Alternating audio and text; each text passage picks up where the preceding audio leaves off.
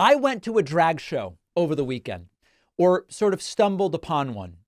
And what I saw there stunned me. Now, bear with me for a moment so I can lay this out. Last week, I interviewed MAGA Republican candidate Royce White, who's running against Democratic Minnesota Senator Amy Klobuchar.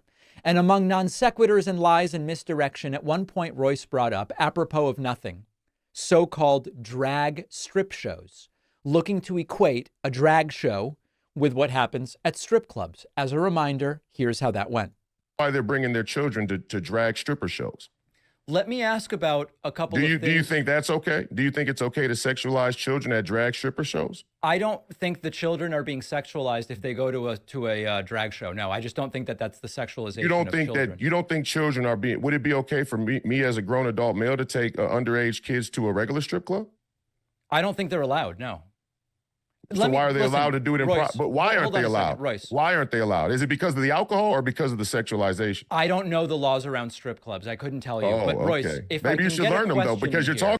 All right. So many of you wrote to me and you said, David, Royce is being super dishonest. A drag show and a strip club really have nothing in common. Well, I stumbled upon a drag show over the weekend and I watched a few minutes, and I have to tell you, this might stun you. None of what Republicans have been saying about drag shows was actually true. The drag show had nothing sexual about it. There were some kids in the audience. There was, I hope I'm using the right term here, there was a drag queen. I hope it's not a derogatory term. There was a drag queen doing balloon animals. Every kid was there with a parent.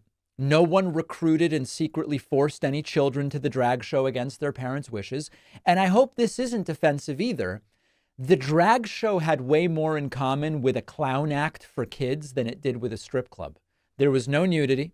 There was no sexual content. It was biological men dressed in exaggerated makeup and women's clothing. And the makeup and the wigs and the whole thing, it has everything in common with a completely benign and typical performance for kids.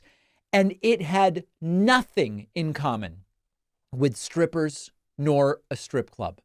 Now, this may not come as a surprise to many in my audience, but once again, Republicans have set up this enemy, drag shows, and they try to equate them to adult strip clubs, and there is simply no reasonable analogy here. So just by chance, I got a chance to do a little bit of investigation into some of those claims that Royce made, and they fall pretty flat. I also want to address the Royce White interview a little more broadly. It is time to start thinking like voters and to make sure that kids understand the importance of voting, how it works, registering, ballot initiatives, because so many kids just have no idea. That's why I wrote the new children's book, Think Like a Voter. I can think of no better time and no more important group of folks to try to reach.